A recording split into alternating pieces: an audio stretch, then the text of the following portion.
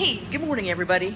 Sorry, I was concentrating on what I was doing with Rico, who look where he is for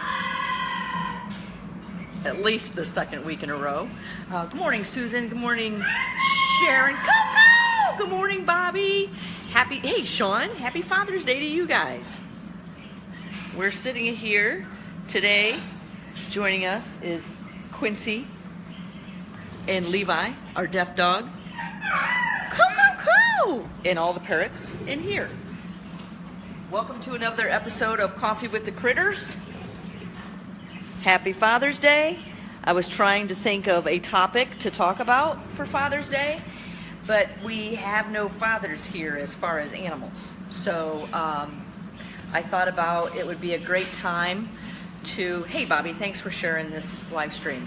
Thought it'd be good morning, Nicole. It'd be a great time to talk about the power of off-contact training. Nice job, Pipsqueak.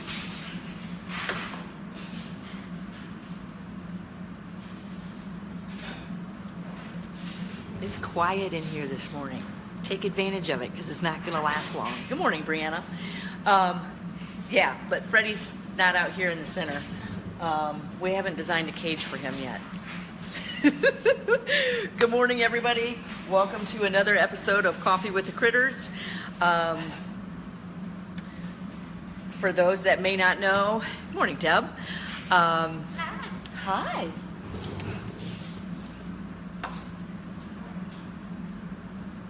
For those that are joining that are not aware of who we are, good morning, Eva. My name is Lara Joseph, owner of the Animal Behavior Center.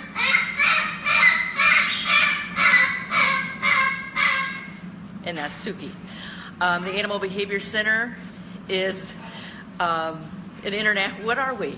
We're an international educational center teaching people about using applied behavior analysis and positive reinforcement with the animals in their care. And we do that through our live stream broadcasts throughout the week. You can find them in the projects and the memberships at theanimalbehaviorcenter.com. Good job.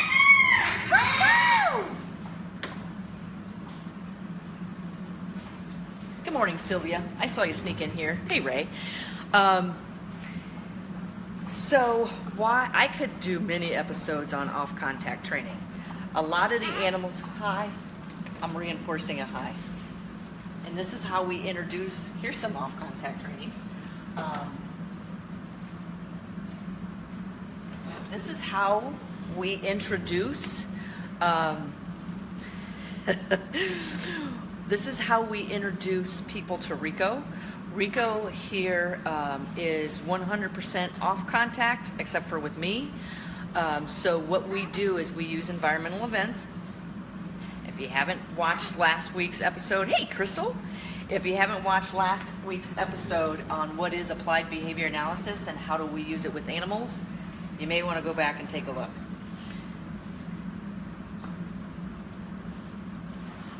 Because we talked about using environmental events to get the behavior that you want. Good morning, Nancy from Key West. We have this perch here for a reason.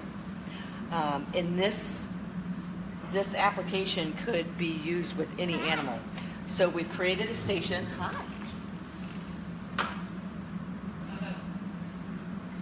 And Rico gets, he knows when he goes to this station. A lot of times we'll cue him to it, or other times we just do a capture, which means we wait for the behavior to happen, and then we reinforce it. Thank you guys for sharing this. I appreciate it. Hi.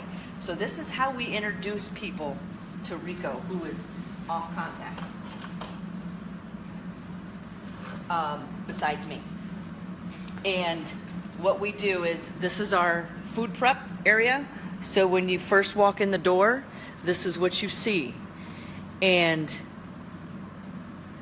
a lot of our volunteers are now out in the training room, but not all of them.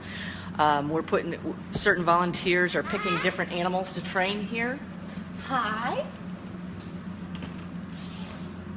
So what we do is when we get a new volunteer in, we tell them that Rico is off contact. Now, and like I said, this can apply to any animal, but he just happens to be right here, and I'm taking advantage of the situation.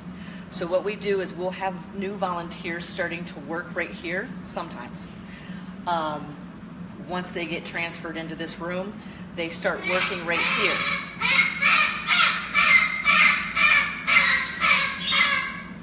And first impressions with Rico, hi, are a big one. If you move too fast, that could be a reinforcer for aggressive behavior.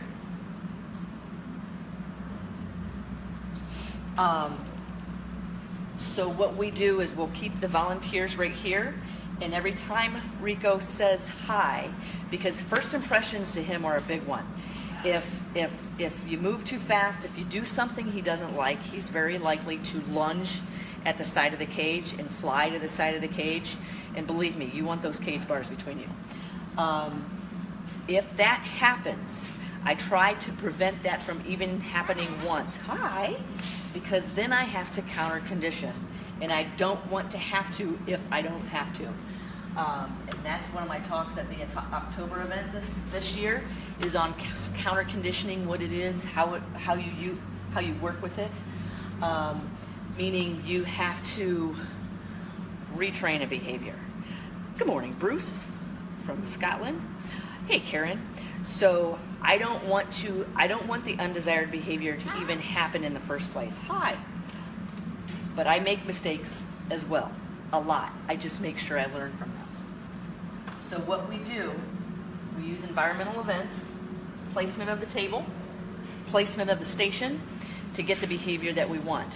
So we have people come in here, and yes, they can make eye contact, because it's always the animal is the one that determines the positive reinforcer or the aversive. So Rico seems to be fine with a hi. I'm never going to get through this live stream.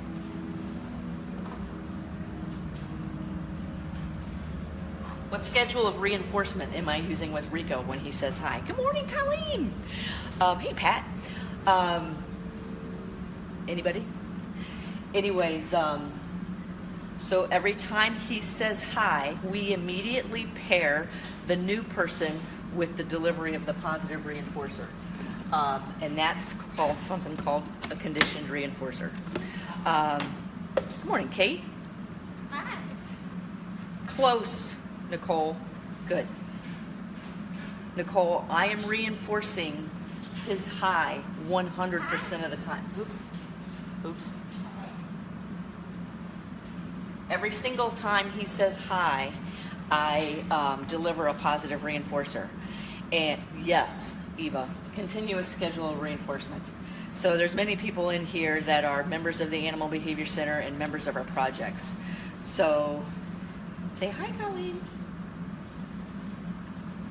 So good. What we do is we set the person up for success. Yes, Sean. We set the good. We set the person up for success, and it's now moving to an intermittent. And we don't want people getting their fingers in the cages, so we use longer treats. Good. We use longer treats and have the person approach the cage like this, and with the cage bars in between, so Rico can take them. Because many people would call Rico unpredictable, and many people would label that label aggression.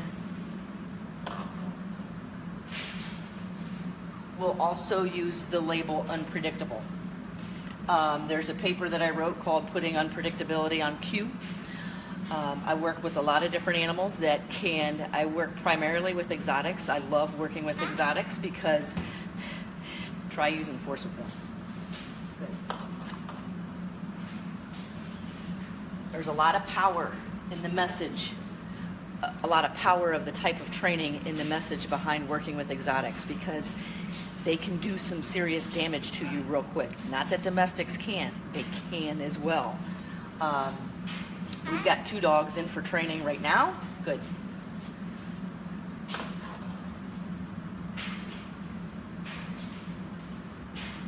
And I'm training those dogs through our projects and our membership programs. I'm live streaming the training. We've had dogs in here before. Not really sure what that's all about. We've had dogs in here before good, that they do not want to be touched. Touch is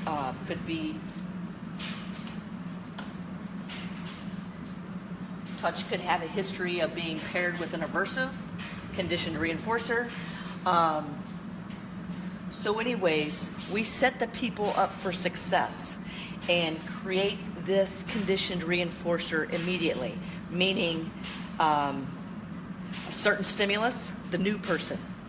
That new person can either can remain neutral, or they can they can remain neutral. They can be immediately paired with a positive reinforcer, which is what I'm doing, or they can be immediately paired with an aversive. You can take control of that. We just did a podcast that was uploaded to the membership site today on control and consequences. You can immediately take control of that. And what we're doing is pairing the new person, the neutral stimulus, hopefully, with the animal's positive reinforcer. Peekaboo to you, Rocky. He's like, come back here and make some conditioned reinforcers with me. Peekaboo. And pending, I may get an animal out here today that I work primarily, not 100%, but off contact training. Good. And a lot of the work that I do here on a daily basis is shifting, moving animals from different locations so we can get certain animals out. Peekaboo. Good. And we have an animal here that I cannot move physically myself through physical contact. I have to use 100% off contact training to move that animal. And I'm going to try to show you this today. Hi. What's up, Rock? So now I can move this to an intermittent schedule reinforcement. Intermittent schedule reinforcement means the animal's reinforcer is delivered once in a while. There's certain different schedules. But when you move to an intermittent, when I first start training, it's continuous. So when these people are standing here, I tell them 100% of the time, when Rico says hi to you, deliver a positive reinforcer. So then if that animal can see, hear, or smell you, you're training it whether you realize it or not. What are you training it to do? We try to pair.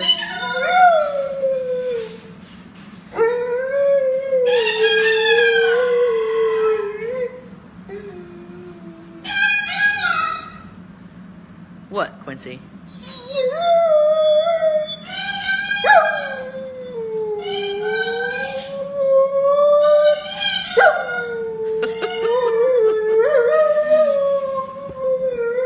Welcome to the funny farm.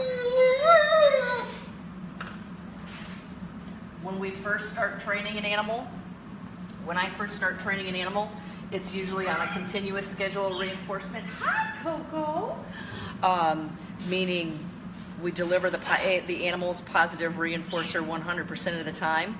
Once we've got the behavior, once the animal clearly understands the behavior, didn't I just say I was going to turn this to an intermediate? I'll start paying attention. Once we've got the behavior, then we move it to an intermittent schedule reinforcement, meaning we reinforce it once in a while. That'll keep desired behaviors very strong. It also will keep undesired behaviors very strong if you don't understand exactly what you're doing in your approach. Anyways, I'm going to move this to an intermittent. I do a lot of off-contact training, and I know Dr. Patricia Anderson is in here as well. Her and I gave a presentation. It was my first presentation I did with anybody else. We gave a presentation last year on off-contact training and how that can move to protective contact training to full contact training. That does not happen all of the time. I always base it on the individual animal. This will work with domestics, undomestics. It was an honor for me too, Pat. We'll have to do that one again. That was fun. I think it was very engaging for the audience. Anyways, I work a lot with domestic, undomestic, and this also works with people. There are several people, good morning Janet, that people work with that do not like to be touched. If you touch them, it can bring in very undesired behaviors. And if those undesired behaviors continue to happen through touch, you're reinforcing the undesired behavior. I'm going to focus, my specialty is focusing on animals. Hi, Coco. What's up? So there's a lot of animals that I train on a weekly basis. Hopefully we'll do some live streams this week from a zoo where I show the off-contact training. If I'm going to do off-contact training, and I usually start with most animals off contact, because I need to be able, the first thing I'll do is sit down and observe the animal and try to understand its body language. If I do not understand the animal's body language, I am not going to touch that animal. There are animals that I work with that are very stressed with contact. I do a lot of training. Hi, good job, Coco. I do a lot of training for wildlife ambassadors, meaning animals that were hurt or injured in the wild. When they come in, one of three things has to happen. If that animal cannot be released, it needs to be entered into an educational program, it needs to be transferred to another facility, or it needs to be put down, pending. So I work with a lot of wildlife ambassadors. We have one here as well. And those animals have a history of hopefully being very afraid of people. And now all of a sudden it's in a facility surrounded by people. That can be an extremely stressful situation for an animal. So where do you begin? There are several pigs that I train that I will use off contact, and peekaboo! Aggression in the companion pig world is very high. Peekaboo! It's probably one of the most common behavior issues. So there's a pig that I work that I use a sorting board, which means I will walk in with a board, and I never walk in without that board between me and that pig. That pig is probably 200 plus pounds, and pigs move fast. They run like bullets. And I definitely don't want to have that pig targeting any part of my body.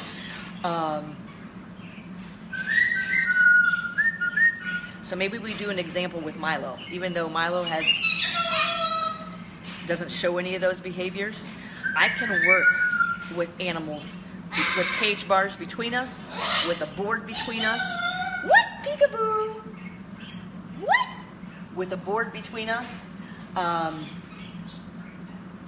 or with nothing, or just space.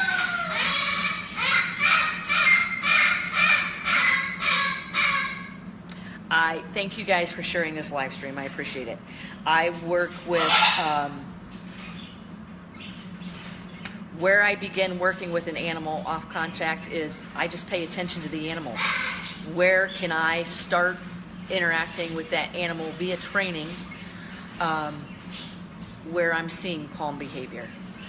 Have you dealt with an animal that seems more frustrated being on the other side of a barrier rather than not? Yeah. Yes, I have. Yes, I have. So, great question, Ashley. I don't think I've ever been asked that question before. So but if I do not understand that animal's body language, I need to have that protective barrier until I can be able to understand that animal's body language. If I can, and a lot of my off-contact training, not all, but a lot, will eventually move to protective contact, where I can physically touch that animal and that animal can physically touch me. We have interaction, but there's always some type of protection in between. For example, some of the primates, putting their arms through cage bars to accept a blood draw or a vaccination. We did a lot of that. You saw that in the memberships. Most, but not all, of the animals I train, when I begin training, if they're dangerous animals, it is off contact. That's why I use a target stick, because there's cage bars between us. I have a target stick.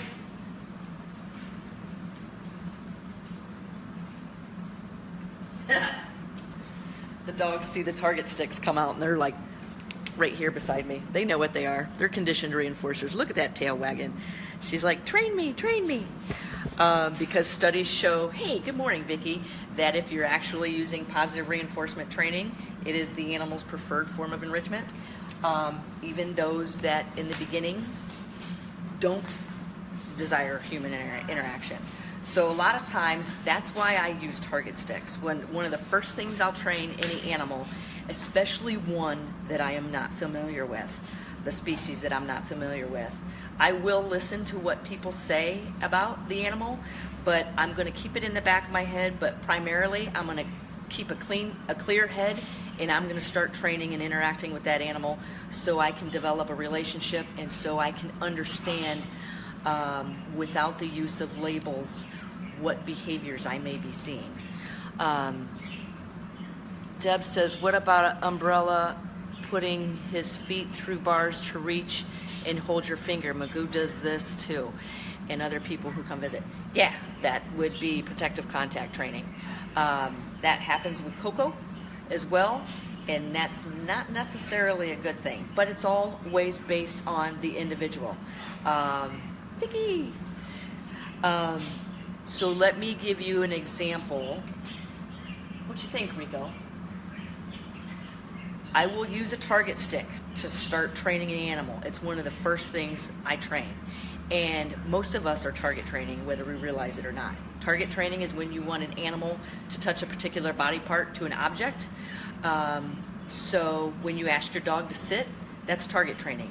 I want your butt cheeks on the ground. And when your butt cheeks hit the ground, bridge, reinforce. We do a lot of different targeting here. There's Micaiah the macaque that I was training when, Ashley, I want to get to what you said. Let me just go ahead and remind me to come back to Micaiah. Do you always start with the nose target? Does it depend on the species of animal, on which body part you use to start the training? No, I don't necessarily always start with the nose target. A lot of times the first thing I'll do is I'll start with a station, which is a target with duration. What a station is, that's a station. Okay, that ledge that Rico was on, that's a station. And what am I doing? I'm asking, hey Jennifer, I'm asking him to target 2 feet to that perch. And once the one foot targets, then the other foot targets, that's when I bridge and reinforce. So one of the first things, I don't always necessarily start with a nose target. It depends on the individual animal and the individual behaviors that I'm working with that animal, or what I want, or the behaviors that I don't want. So with Micaiah the macaque, it's a pigtailed macaque. I did not want to train that macaque. I was afraid of him. When I'm afraid of an animal, I will sweat underneath my eyes. So I would just see him and I would be like, yep, I'm nervous. So I wanted as much distance as possible. And even the presence, Ashley, this may better help. Even when I would walk in front of him, I would see him grunt, and he would do the eye flashing, and he would try to reach and lunge, and he would show his teeth. I don't want that. So where do I begin? I begin where I can start training calm. So I identified some reinforcers. With him, I was using Cheerios. And as soon as I would walk in the door, I would throw a Cheerio. So that's also redirecting attention off of me. It's not reinforcing the behavior of him lunging and grunting at the door. So that's where I started immediately with him. And if I got within close proximity, he would reach for me. So what I started training him was a station to go to a ledge, target your feet. I wanted him targeting his back 2 feet to that ledge, and I want his hands down by his side, because if I can reinforce his hands down by his side, I am not getting this behavior. So I trained him to station first, and I picked that station because if he was stationing there, he could not reach me. So it would build frustration if I just stood in front of his cage. So I don't want to do that. So I was tossing Cheerios as fast as possible. Those of you in level 2 membership, you saw the monogonone monkey that I was training. I couldn't even get close enough to get the Cheerio to the monkey, so I used a PVC pipe and stuck it in the cage, as you guys see, and I developed such a strong working relationship with that monkey that I became a conditioned reinforcer. When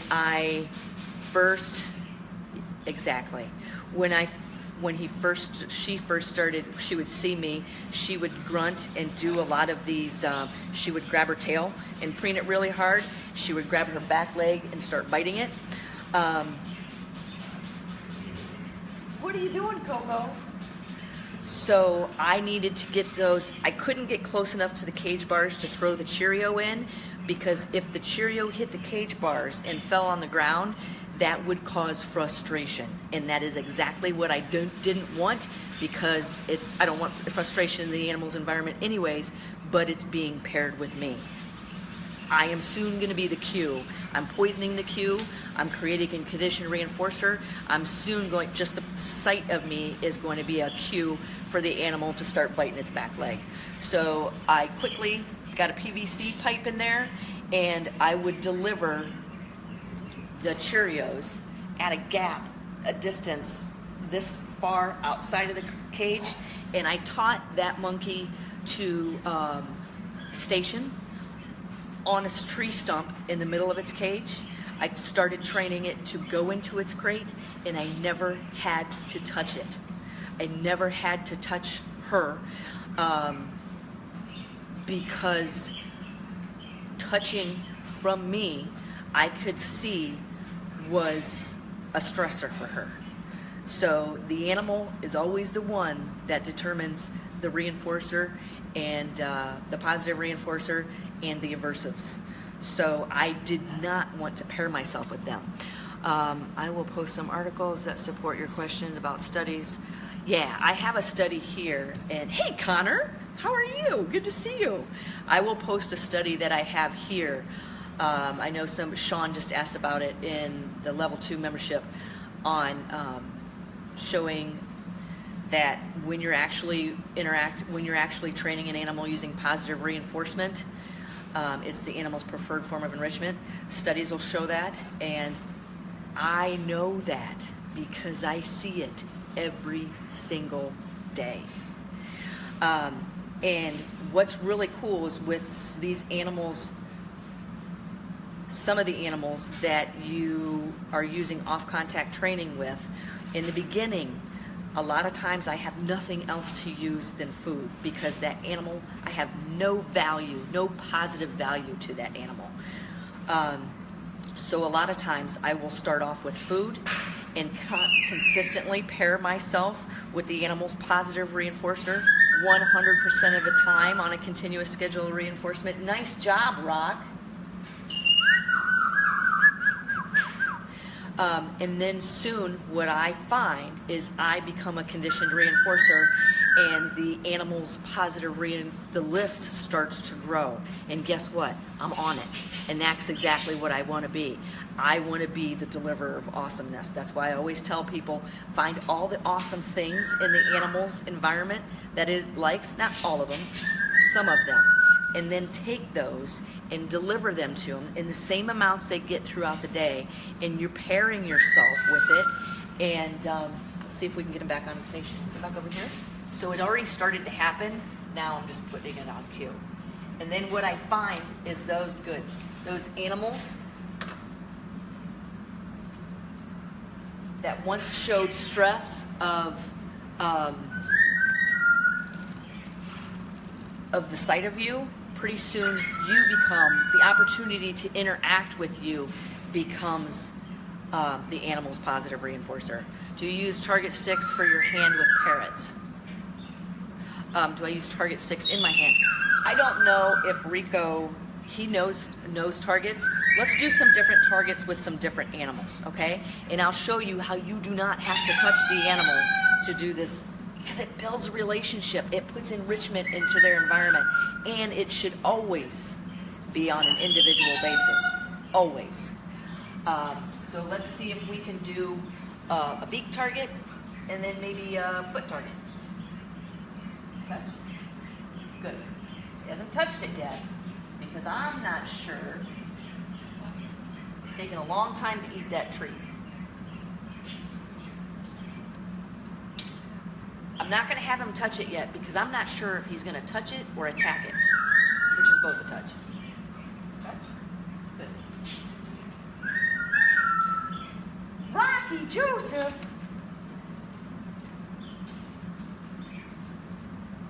Touch. Good. Okay, so he started to touch. And and this is why I say be really specific with what are you asking, because he started to touch and he opened his mouth like that. Is that what you want? Because if it's not, you need to change it right now. Otherwise, you're going to have to counter condition it. Hi. Hi, Michael. Touch. Good.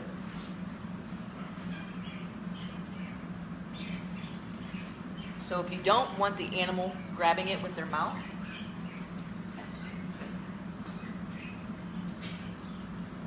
then we talked about this in the membership program. Hold your target stick in a different way. So if they're going like this and going to bite it, then have it come into the environment where you can begin shaping where they're not biting it. So I would probably come in like this, and as soon as the animal looks up and mouth is shut, that's how specific you need to be. Animal looks up, mouth is shut, bridge, reinforce. Don't think that you start the target training with them immediately touching the target. But you are setting him up for success by just getting close, then reinforcing. Yeah, so usually when I target train an animal, depending on the animal and depending on the rearing of that animal, how that animal was raised. Yes! He's like, train me. Okay. Touch. Good.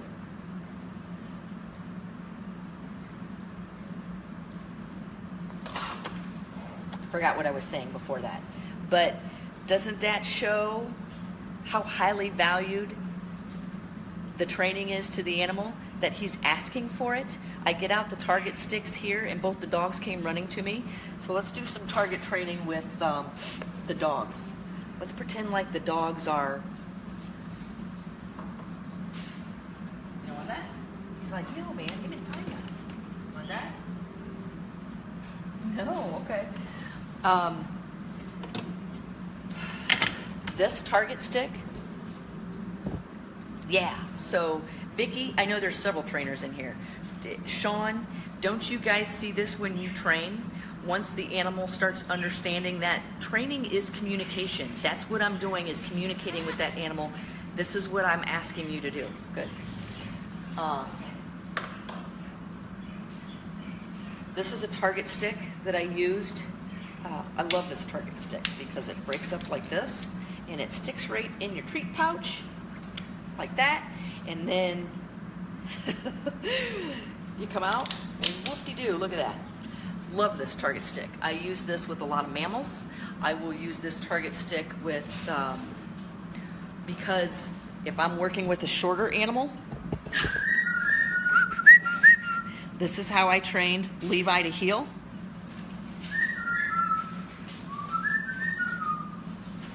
Rocky, that is beautiful.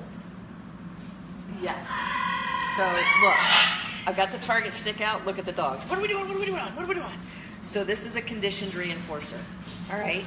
And I always tell, put that target stick away if you're not training, because watch him. Let's see. Quincy, can you get him straight real quick? Can you come in? Good. Nice job. Thank you, girlfriend. Let's see if I can get you at a distance where he sees the target stick. Watch how he's just like paying attention to this. Be careful with things like that. Because he's watching that target stick. And if you're up here talking and moving it around, just watch if I drop it. And if you don't bridge and reinforce, you're going to lose the value behind this target stick. So I like long target sticks for short animals and for animals with a history of aggression. I just need to re-communicate with that animal. So this is how, I don't know if I've got a big enough space. I train him to touch his nose to the target. Peekaboo, peekaboo. Let me use a shorter one. This is bigger now. Don't forget Levi's deaf. So this is my gorilla. Okay, I can easily do this through cage bars. So once I think the animal understands the target, then I'll slowly start moving it.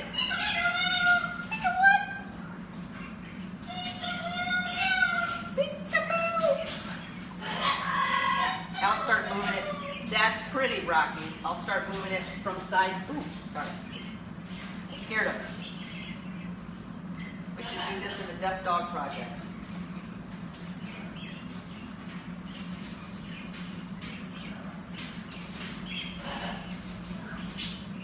Once I think they know it, then I'll start asking them to move.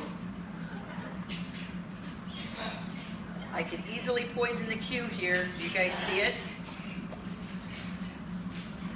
Poisoning the cue is accidentally pairing what you're trying to train with an aversive. The animal is always the one that determines the aversive, and it can punish the behavior of what you're trying to train.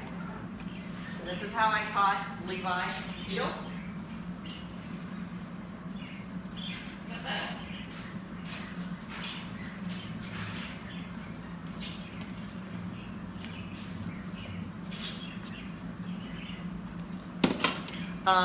But let's pretend, does that make sense? Ooh, sorry. Does that make sense? Yeah,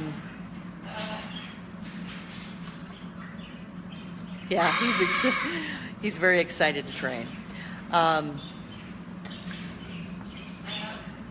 So say, let me think if there's an animal here I can start working with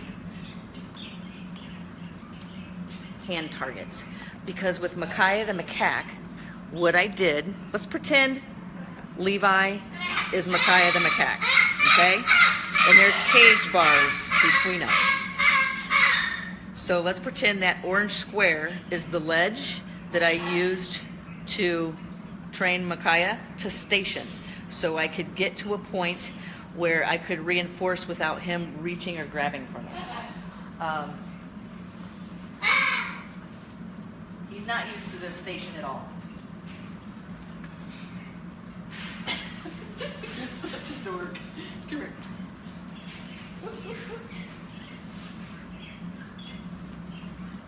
You know what? Let's just use a station he doesn't want. That's why we have this, right?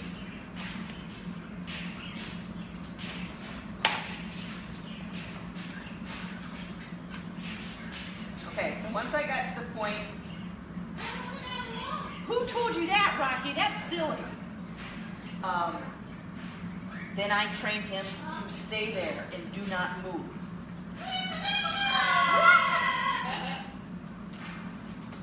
So I started training a station at a distance. And what I would do is I would set, if Micaiah's mouth was up here, I got to the point where I could deliver reinforcements on here. Then I started with the nose target. Now mind you, there's cage bars between us. No physical contact. This is exactly what I did with him. So then I would start asking low. then I would start asking, hi.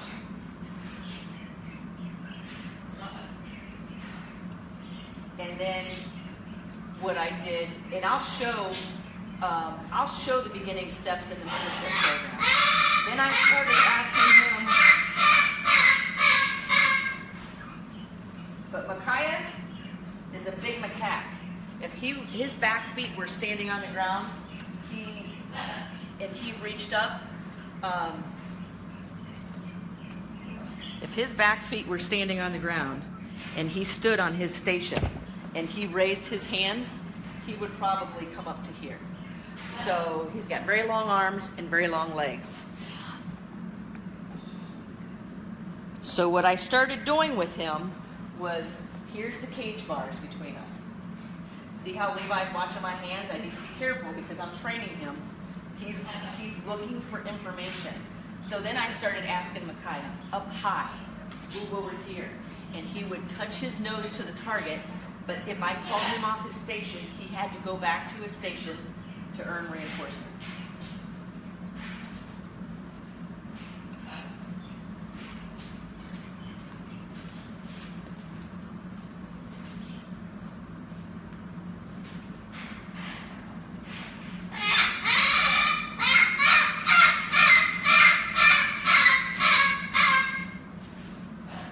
And then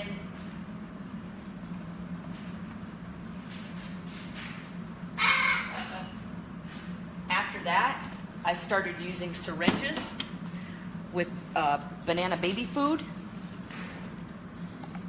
And then my hands started getting closer. So I don't know if anybody had questions and I didn't see it. If I did, I'll go back through this live stream once I'm done. Then I started working with banana baby food in a syringe, which we do here as well with the different animals. Oh, nice job, Quince. Good girl, good girl.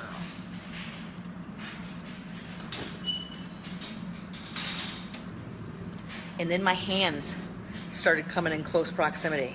So Micaiah's mouth was right here. My hand was right here. And what I was reinforcing was a lot of very calm behavior.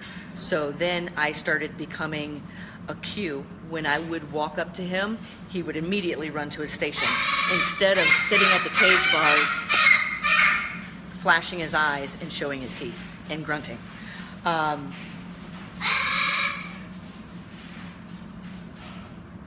So eventually, with Micaiah, and this can work with any animal, we have a lot of a lot of birds can be resource guarders, dogs, primates.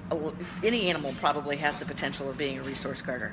Then what I started training Micaiah was he would not allow anybody to take anything out of his cage. And what I taught Micaiah over the months was to clean his own cage and go get items in his cage and bring them to me.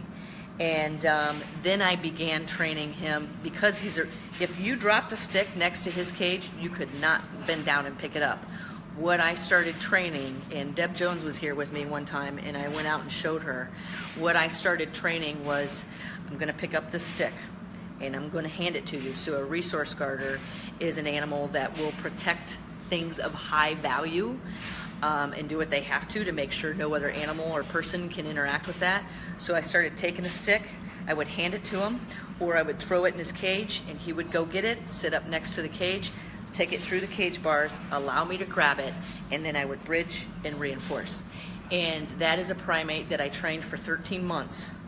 That started off, I did not want to train him because I was afraid of him. Then I thought, Lara, put yourself in a position where you cannot get hurt, and where you cannot get hurt. And then I started building. I became that conditioned reinforcer where the monkey, the macaque would run to his station and sit on it and wait at the sight of me, because I had paired myself with those positive reinforcers.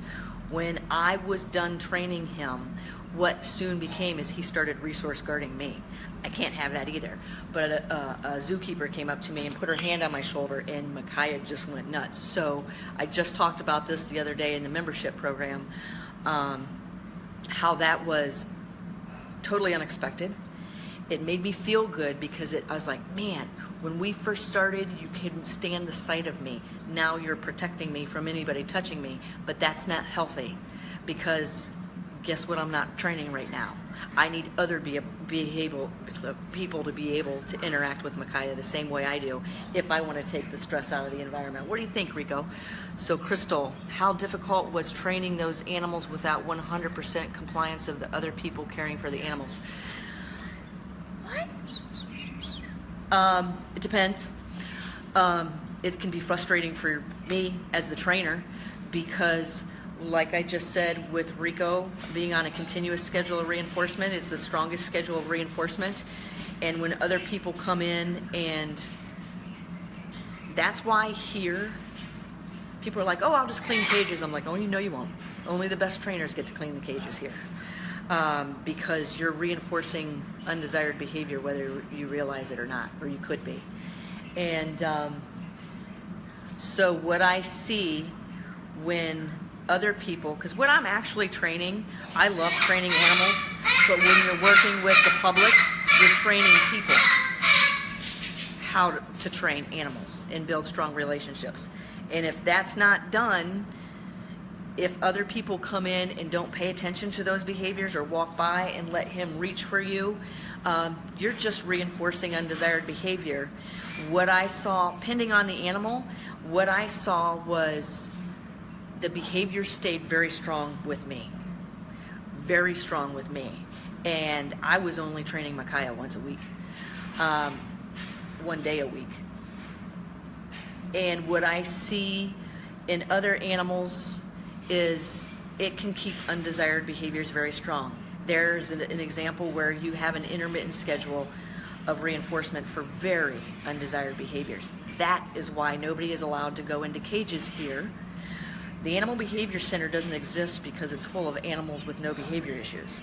It's full of animals with a history of behavior issues that we have had to retrain, counter condition, and I don't want people coming in here and messing things up, unknowingly reinforcing behaviors that I've spent a lot of time changing. That's why I tell people here, we are not a zoo. We are not here to entertain people. We are here to educate people. I noticed Frank doing the same for me when camping. Definitely not a desired behavior. So,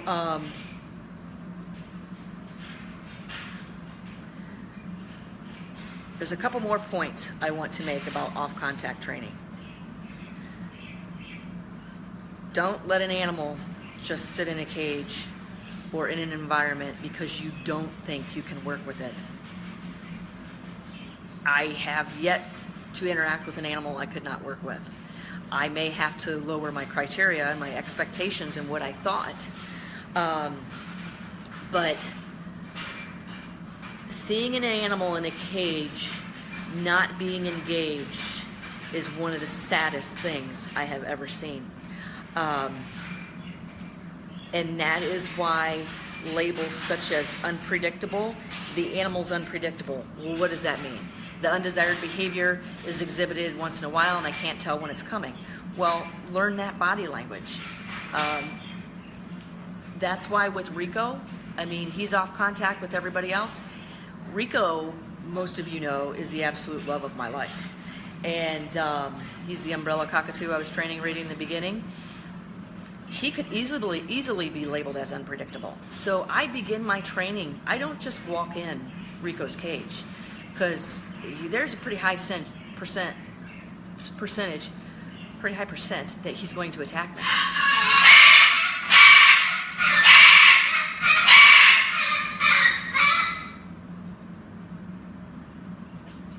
So what I do is I start asking things outside the cage. And what I'm looking for,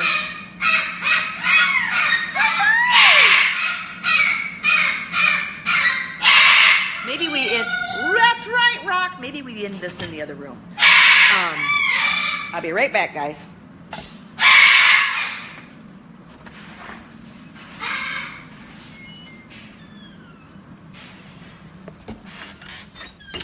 So, what I look for, Milo, you want to be my macaque? Come on in.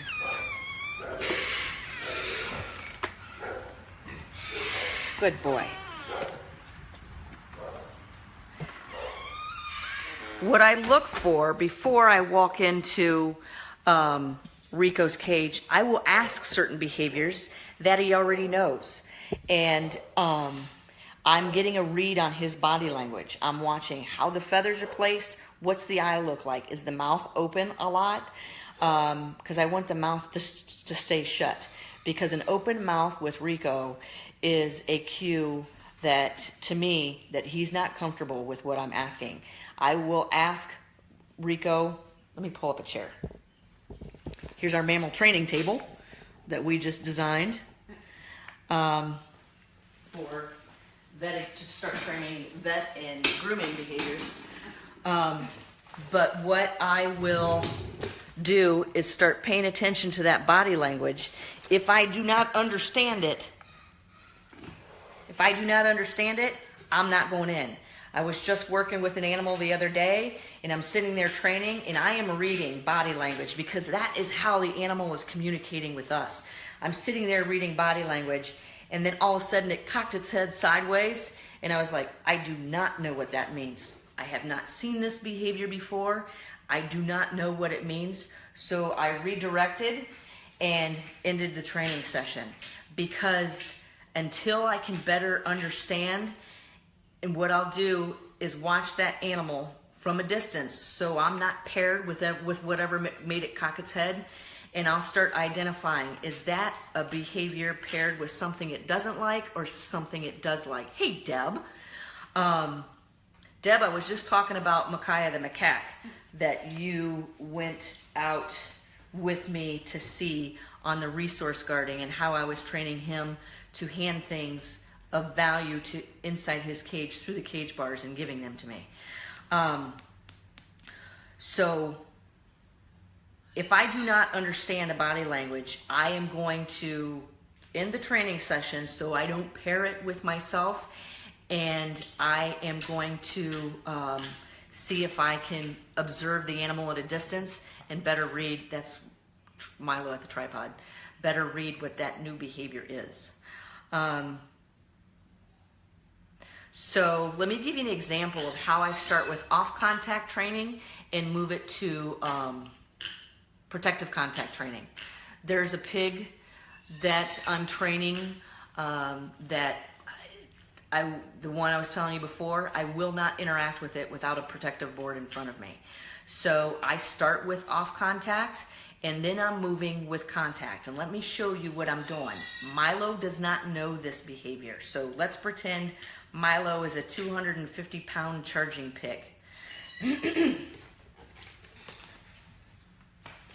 Okay, and I need to take a rectal temperature taking on this pig labeled as aggressive.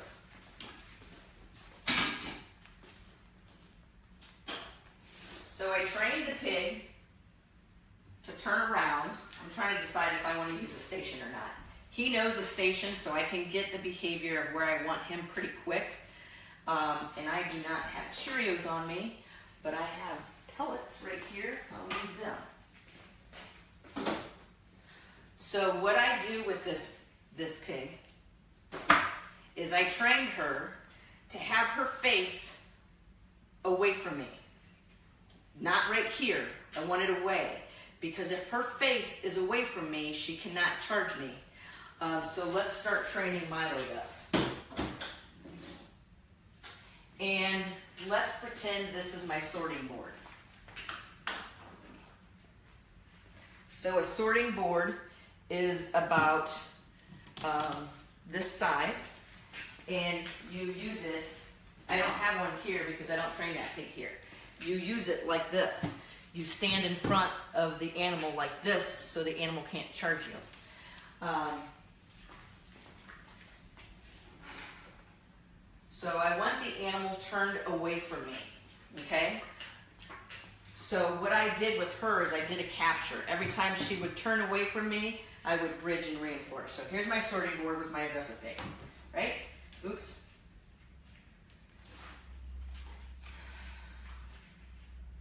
I want his head facing the other way. On your station. Good. They bridge and reinforce before they can turn around. Good.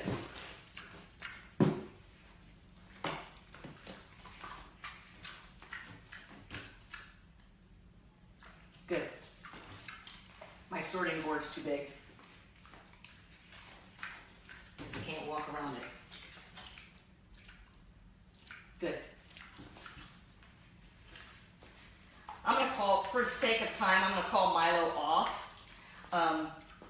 But what I would do is every time the pig would turn its head away from me, I would bridge and toss a Cheerio. So let's get Milo lined up where I need him. This is my sorting board. And this is why I say keep your animals used to change. Good. Milo has never seen this board before. Do you see any fear? Good. No, because we keep him used to change. Good. Good. Now, if this was the other pig, I'm tossing food on the floor. Good. So pigs are prey animal. You're walking behind it. It may not like that. Good. Okay, so this is protective, this is off contact. Good. And protective contact. Good. Crap, I just accidentally reinforced him for turning. This is exactly where I don't want him. Milo, come. Come. Good. I'm just going to line him back up so I get him right where I want him.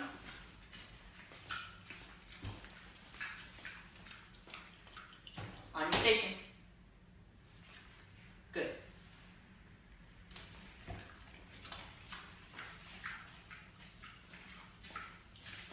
I need to be spending more time here. Good.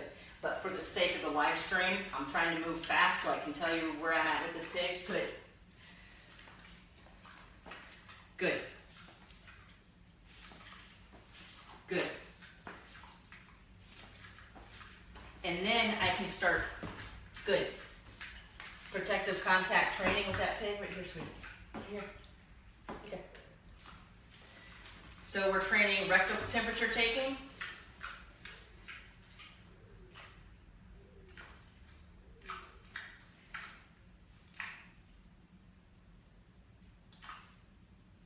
Okay, he's not understanding what I want of him. Milo, come.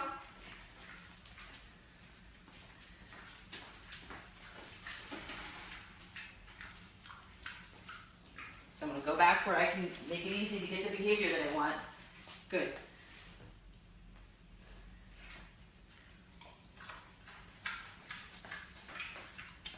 Good. Good. Good. Good.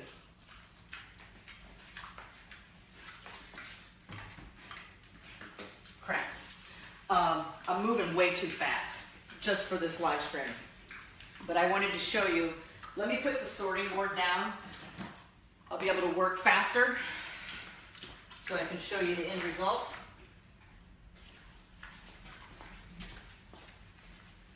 Good. Good. Good. Good. Good. Good. Good. So this is how we work her. Good. If her face is the other way, she cannot charge us. Good. But we're watching for body language such as mohawk. Good. For turning her face to look at us. Good. So we're starting training rectal temperature taking. Good. With a pig labeled as aggressive. Good. So you see you can start training for a veterinary exam. Good.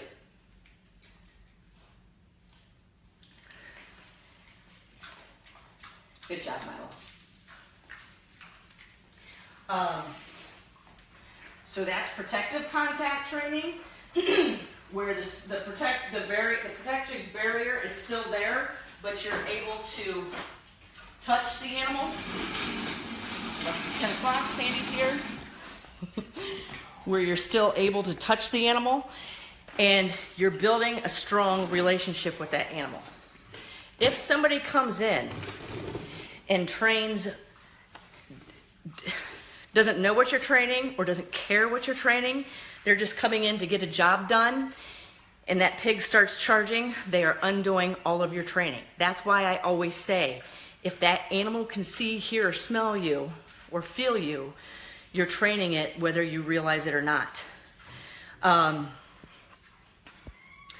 Deb Jones, like using a treat and train or a pet tutor to deliver the reinforcer and keep them focused on the device rather.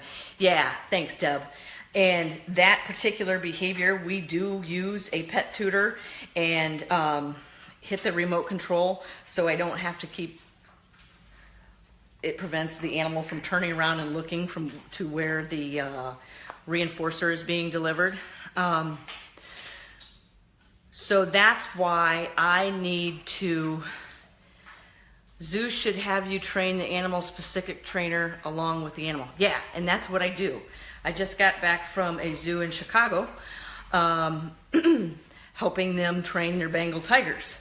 And where did we start? It was 100% off contact training, and we were getting them to target different areas, touching a target stick for their food.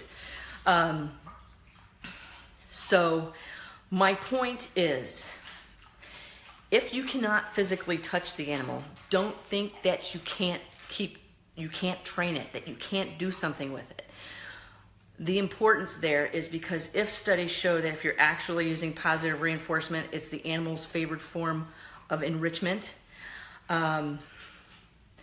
There's a big piece of enrichment a huge piece of enrichment that is not incorporated into that animal's life.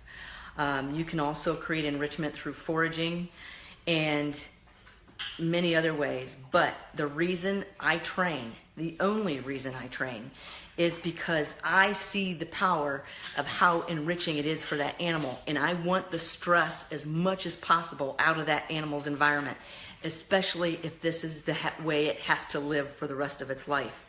The reason I prefer working with exotics is because it really shows the power.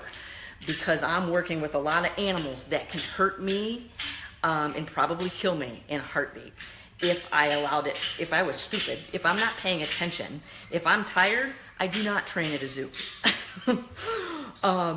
If I did not get a good night's sleep, I will not train, or because I need to be focused on what I'm doing. And that's why a lot of times I say, if I'm sitting there training an animal, I do not like somebody else talking to me, because I'm having a conversation with that animal. I am reading body language. It is reading mine. And if you come up and talk behind me, you're interrupting this conversation. And if I turn and look at you like this, it could be a very dangerous situation to put myself in, because I am still standing in front of that animal, and that animal thinks it's saying, hey, I'm still communicating. I'm still giving you the body language that was earning reinforcement. And all of a sudden it stopped. You can easily reinforce aggression and poison the cue. So I hope you've enjoyed this episode of Coffee with the Critters. We just posted our registration for the October event. I believe it was yesterday or the day before. We already have people registering. Level 2 members get day number 1 at no charge, the workshop at no charge. I will be sending an email out to all members and of the Animal Behavior Center and the different projects, because seats are limited. We're not, thanks Crystal, we are not about quantity of people here. We are about smaller group of people, a lot of interaction with the speakers and the workshops happening. You can find that at theanimalbehaviorcenter.com, and you can click on it under events. The October event will be there, and you see we have a target out here. We've got 2 now, 2 birds stationing. That is, Willie is off contact with everybody here except for me, and the only contact I have with her is when her feet are targeted to my glove. When I started training Willie 8 years ago, I couldn't get anywhere near her. Since she's come here for training at the center, we've created this station so volunteers can get in and out of the front door without being attacked, without wearing a turkey vulture hat. And we did that through training and communication. So that's her telling me she's ready for breakfast. So I'm gonna go feed her breakfast, guys. Take care. You can find out more information at theanimalbehaviorcenter.com. If you like the information delivered in our live streams, take a look at our membership program, because that's what we do all the time, and the projects. Have a great week. Happy Father's Day. Thanks for attending. Thanks for sharing.